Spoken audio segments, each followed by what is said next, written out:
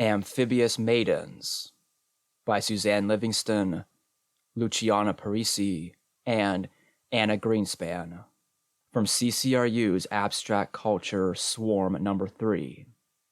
This text from CCRU.net. Day 0, the day of war. She starts again at 0, her body sex, a 0 which appears as nothing, but which she will carry in her hand as cipher.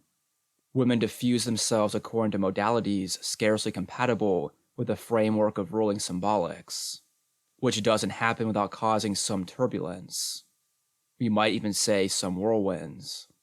Min X / min XS / NA pert sly, a playful girl.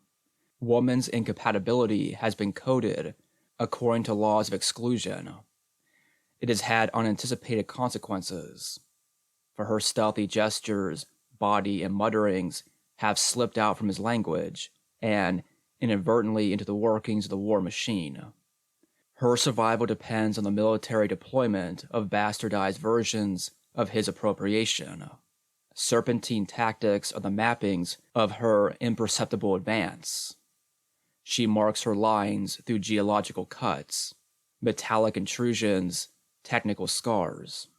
As these wounds heal, it is a crust that are felt by the fingers of a trained hand. Against the strategy of the arborescent, specular war, she is a sphinx that has no secrets. Communication that cannot be seen, on screens tracking a different advance. Women's heroism comes neither from her routines of self-sacrifice, nor from her forced occupation of a transcendent position, outside the state, beyond reason, but from her immersion in a body not defined by its form, nor by its organs, or its functions, nor as substance, nor as subject. Jocasta and Antigone are not the only women. Due east, in the Indian subcontinent, Kali marks a different path. This is a non-secretive, supracorporeal exploration of flesh, meat, and incision through surface. Not what a body should do, but what a body can do. Experiment, find the body, locate the third eye. Kali was born from this eye that is her weapon. From one eye, in the middle of her mother's forehead. One sealed and lacerated welt from which will spill many others. Immeasurable intrusions which a female must always anticipate, either side of the present, sensing the future. She learnt her games, riddles, tricks, like every woman, from Durga, goddess of war. With her 10 arms motionless at absolute speed, Durga battles the demon heroes, each of her arms equipped. 2 snakes, 1 shield, 1 bladed shell, 1 torch, 2 arrows, 1 spear, 1 machete. Liquid turbulence, yet the demon heroes persist. As she feels a slippage, she must strengthen her grasp. Focusing attention on the spot between her eyebrows, she calls on her most prized and secret weapon. Moving like a disc in her head, metallic red, her third eye opens. Kali is born, and a war is won. But it's not over. Kali's intrusion to the ruling order is a micro-specifically planned intermittence. A cut-through screen instigated by the gathering pace of radial spin, her long and matted hair flowing wildly, her maddened laughter, her third eye scarlet, her greedy tongue, her huge hard teeth, her lips drawn back, her breasts dressed by strings of severed heads with wild and awful faces. Her garland was the intestine of the demon, her ornaments of bones and lust for blood and flesh. The earth trembled with her howling. She trampled heaven, earth, and hell, crushed them beneath her feet. Aimed imperceptibly against the organism, against the specular gaze, the reptile stirs. The third cerebral ventricle, home of the animal spirits, dismantles the human. The residual events of a blind weapon that defies sight. What remains are the traces of her rhythm, the smeared imprints of her movement, smooth skids, flat lines, a rhythm composed of speeds and slownesses. Day 1, the day of blood. In what the tantrics call the physical body, the third eye corresponds to two glands located in the brain, the pituitary and the pineal gland, the foreground and the background of neurotheatrics. Women's cyclic discontinuity, her refusal of the metric order, comes from the various relationships of feedback that exist between these two glands. From these primitive loops of the reproductive, hormonal, and calendric kind comes machinic perceptions, amphibian becomings, that journeys back to the brain. Her body is alien territory. Blood will be drawn. Menses, noun, plural. 1. Blood and other materials discharged from the uterus at menstruation. 2. The time of menstruation. The detritus of a battle is dispersed across a field. The warrior retreats according to the downturn of the female cycle. Small areas of the stratum functionalis detach one at a time. The uterine glands discharge their contents and collapse. There occurs a periodic discharge of 25 to 65 milliliters of blood, tissue fluid, mucus, and epithelial cells. At the end of the cycle, the entire stratum functionalis has been shed. Only the stratum bacillus remains. These stratify. Her bleeding body is not about the loss of an unsuccessful egg. It is her temporality, her rhythm. Bloodthirst. Kali accepts the blood that flows from her devotees' severed heads, satisfying the female thirst for her own flow. The end of the battle is a time of female ritual. She draws flow to the surface and watches it redden to the sun. The scorched liquid of desire is not the projection of male fantasy, but the nectar of a female body. She will enjoy its many rivulets, its blood poisons, blood monies, blood lusts, bloodlettings, blood lines, blood stains, blood cells, and blood stones. Red, the pigment that marks the third eye, has been the color of the whore since the time of Babylon. She knows how to use it well. This toxin of alchemy, seduction, and mercurial immixtures is reddened by the chromatic pigment hemoglobin, composed of 4 polypeptide chains and 4 non-protein pigments. This concoction of iron and oxygen is seen surfacing. Red blood is metal. The body is a bleeding ground of anorganic life. With no interior closed off to the environment, it behaves as an electrical conductor, drawing energies from the Earth's ferric core. The body has always been the metallic assemblage of post-human life. She is bleeding metal, the iron of the Earth. Her frequencies are tuned to the electromagnetics of a lunar rhythm, to geological foldings, to tides and the floodgates. Her blood will rise and fall. The night of Lilith. By night, by the clock of a lunar rhythm, the female body refuses the biological regime. Beneath the lines of Genesis, the route of escape is marked by Adam's first wife.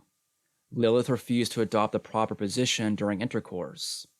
She set herself free from Adam and the shackles on her pleasure. She never even entered the garden. As Eve's dark twin, she departs in a line of flight. She may have disappeared, but she can still be sensed via a machine which receives a different frequency. But do not be fooled. Light and dark, Eve and Lilith are not opposed. Day and night are mingled in our gazes, our gestures, our bodies. There is no danger that one or the other may be a darker double. Under the guise of darkness, Lilith joins Kali. Their hunt is shared. Men, children, pregnant women are their prey. Behind they leave a trail of blood. Their movements do not follow separate paths. This twin couple repeats the reversible relation between the third eye's 2 main glands. In the dark, the pineal gland emits melatonin, the inhibitor of reproductive hormones. The pituitary loop slows, and the 3 flows, luteinizing hormone, thyroid-stimulating hormone, follicle-stimulating hormone, are blocked. The woman's alliance with the organism is delayed. Speed is not always about acceleration. The girl's body is also composed of slowness. On account of her lateness, she did too many things, crossed too many spaces in relation to the relative time of the person waiting for her. The pineal gland is a modulator of alien pacings. After the dark falls, the third eye will awaken, and the body's need to reproduce will slow. With the lunacy of a flicker and the arrival of the psyche's alien signal, a blockage is released, and the dark side of the mistress gland is switched on. Any creature that has its place only in the splendor of the light bleaches, dries up, and soon perishes. The light is switched off. The female tunnel changes direction. A dam is built. The flow is staunched. Female cyclicity is just as much a matter of blockage as flood. As the body departs a segmented composition, it becomes intense and responsive to vibration. The necessary mechanism is nothing more than a set of valves, locks, floodgates, bowls of communicating vessels. Through these gradients of intensities, women join Lilith, night monster, claw-footed lady, winged sphinx. This is Kali, but I know her to be Lilith. We are the same blood. The day of the egg. When the light returns, Lilith and Kali do not sleep. Light is not their enemy. They will use it in ways that man has not prescribed, not as a torch of truth, but the resource for their night mission. And when the light of the sun has set, they will find a different light, the light of nocturnal lunacy, the lunar disk illuminated through its 4 phases. Here is where they store their armory. With light, melatonin production is reduced. The female body takes a familiar turn towards its reproductive obligation. Perfect camouflage for a woman who must be traded by a specular economy. She produces an egg, but not necessarily to reproduce. The egg is ambiguous, shot through by dual alliances. The effectiveness of a weapon is dependent on preservation, carefully assigned dosages of retreat and withdrawal. The third eye is fueled by slownesses, stops, and techniques of caution. Whilst the pineal gland stills, the pituitary gland accelerates the emission of reproductive hormones, giving relief. It generally takes 10 to 14 days for a primary follicle to develop into a vesicular ovarian follicle.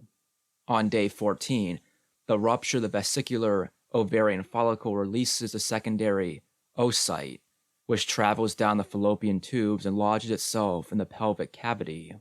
The monthly passage of the egg is not simply oriented to the arrival of the sperm. There is more than the reproduction of ones. The egg does not have to follow the rules of meiosis. It must always be asked exactly what an egg can do. Aside from the treaded paths of childlike extension, everything is contained within the egg. Organs, limbs, tissue, muscle, neurons, hormones, the entire central nervous system, but here transcribed as a frequency template, a map of voltages and electrical currents not yet extended. The body never leaves the egg. It is a resource that must always be explored. You always carry it with you as your own milieu of experimentation, your associated milieu. The egg is the milieu of pure intensity, spatium, not extension, zero intensity as principal production. For 24 hours of every month, at the time of ovulation, a woman's body will undergo a huge increase in voltage. It marks the force of mitochondrial, non-meiotic self-replication.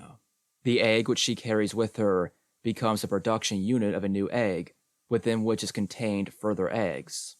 The infinite egg. Each repetition is the actualization of one of 400,000 possibilities. A body without organs is never one, but many. The electric body bleeds back from the future. The third eye tortures the arousal of a one-track mind. On Mount Kalyasa, Shiva, keeper of the third opening, ignores Kama's teasings, refusing to reproduce on demand. As the god of love launched his arrow, a great flame blazed from Shiva's third eye and burned Kama to ashes. The third cerebral ventricle destroys meiotic desire programmed for sexual reproduction. The egg becomes intense and resets itself to a different program. It is mapped to the digits of Shiva's refusal, to the diagram of the body without organs. Focus on the space between the eyebrows. Open the third eye. Find the passage to the tantric's cosmic egg. The day of closing. Evolution's story, then, is a story of closure and stunted potential.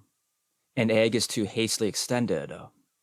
As organic life complexifies and a body protracts to fit the scripted organization, the third eye withdraws deep into the folds of the skull. It may function in the child until the age of 7, but the development of a growing human demands it to be shut. Apparently, its role is written out and left behind in the debris of a different time.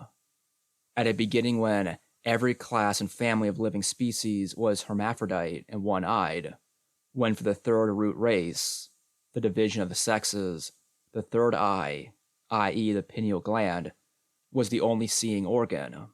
At this time, the two physical eyes were undeveloped. It is only later that the pineal body began to atrophy and the physical eyes developed. As vertebrates unfold, stand high, and order the landscapes according to optical law, tactility is submerged. The interfering eye sinks. Straight line time battles against a third opening. Humanity as telos is the progress towards a dangerous closure. When Shiva closes his third eyes, the universe is destroyed. Specular vision begins to surface through the two eyes lodged in the sockets of the skull. Now thought is not from the obscure and inconsequential gland, the non-spatial traces of a lost era. For the third eye to open, we must go forward, back into the past. Day 5. Day of the Amphibian. The body carries within itself far more than its current evolutionary stage.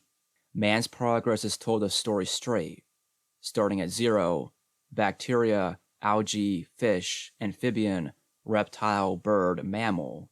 But woman does not belong to this progress. Hers is not the same time, not the same temporality, not the same 0. She lies back on the continuum. A woman carries in her waters an egg's complete environment. Eggs without shells spawning the liquid transport of the BWO.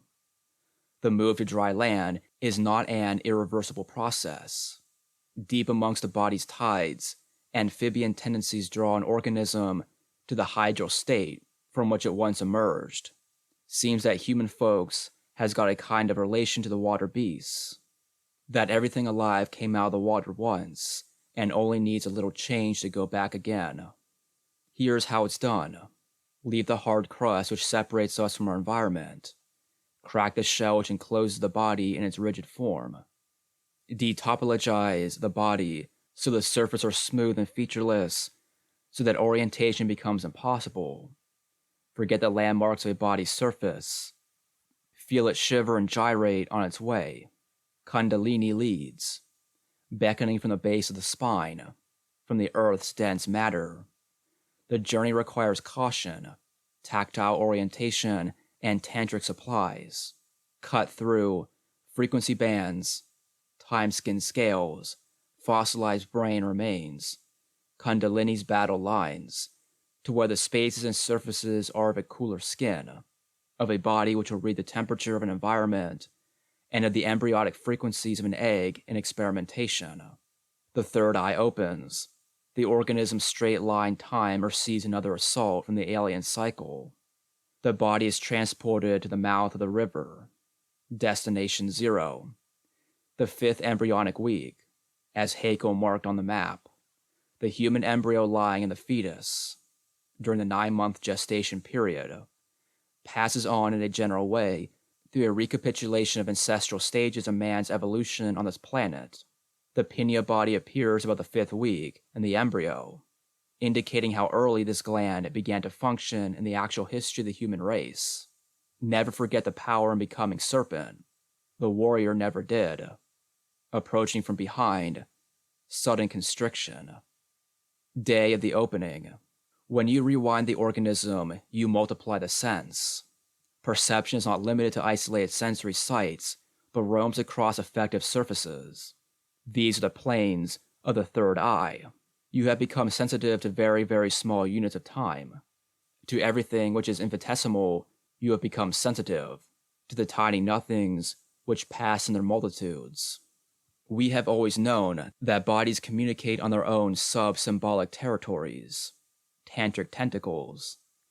Extrasensory perception requires no additional component. It has always been latent in the body's static potential. Rapid-fire technological acceleration and the furious metallurgy of cybernetic feedback systems meet the slow amphibious body and rework the perceptual machine. Hallucinations are screened. According to the doses of the hallucinogenic substance X-methoxyletrihydroharmone, the digital avatar of pineal adrenoglomerulotropine. The pineal gland provides the Boyd with its own internal technology of simulation, manufactured realities, though it is hopeless to identify them as such. Beyond mirror vision, beyond the five senses, the body will respond to the path of light itself, to formless and alien signal. In these environments, it finds means to communicate with its own cellular pattern and win the matrix of others. As melatonin interacts with melancholites, pheromones are produced. These exohormones, now attributed to the sixth sense, prise the meat open to external messengers. Bodies can receive signals from other bodies, sexual and otherwise, and we can be none the wiser. It has been suspected the pigment cell makes no important hormones that act on the owner's body. However, its site on the surface of the skin suggests that it could be making a hormone that acts on someone else's body, an exohormone rather than an endohormone. The codes, frequencies, pulses of luminescent screens build a body used by a sensory system external to that of its own, a system which will forge its own means to read and communicate. Emerging on the outside of our perceptual field, in the non-optical territories of sound, long-wave light, and X-rays, ESP is not a remarkable phenomenon. The third eye was never about the geometry of the retina. It is the roaming of an organ into the extremities of vibration, to the zones where the unassignable material saboteur or human deserter assumes the most diverse forms. These camouflage forms write their own scenarios. Credits roll. Day 7. Day of the Universe. Open the so-called body and spread out all its surfaces. Cut open the skin with each of its folds, wrinkles, scars, and its great velvety planes. Fold the body inside out. Bring the third eye to the surface. Listen to the war cry. We still do not know what the body can do. The pineal gland is no longer an organ, but a set of coordinates. Make human anatomy dance at last. When the surface has been successfully exposed, the techniques of optical scanning must shed, to reveal a new skin in place of the old, which is slippery to the palm and jarring to the retina. The scene no longer set. All that is known is the truth of the body, that what is here is elsewhere, what is not here is nowhere. Then you will teach her again to dance inside out, as in the delirium of dance halls, and that inside out will be her true side out. Feel inside the body, and you will find the universe. A woman's body synchronizes with the solar system. It cannot be decided which follows and which leads, for these lunar rhythms are the same. When the third eye opens, the cycle of time is devoured. The third eye is the 0 point of temporality, female intensity kept in reserve, providing the potential for the cycle to begin again. Ida and Pingala, the two tracks of the spinal column, ascend and descend. Ida, the positive charge of the fiery red sun, and Pingala, the negative charge of the pale white moon, together making up the never-ending cycle of Kala, time. As Kundalini reaches the sixth chakra, the third eye, these two tracks that make time cycle are engulfed by Susumna, the main interior tract. The third eye opens, the cranium melts, the body's rear head pierces through and emerges outside time. This sex, which was never one, is not an empty zero but a cipher, the channel to the blank side, to the dark side, to the other side of the cycle, to doomsday. Here rhythm finds its pulse, withdrawal, her cyclic discontinuity, her imperceptible activities, her extrasensory perceptions, her warrior foldings, her blocks and horrifying flows, her blank zones of intrusion. Third eye will produce necessary foundations. Through touch, we sense differential speeds to come. 24. Fu, return, the turning point. On the seventh day comes return.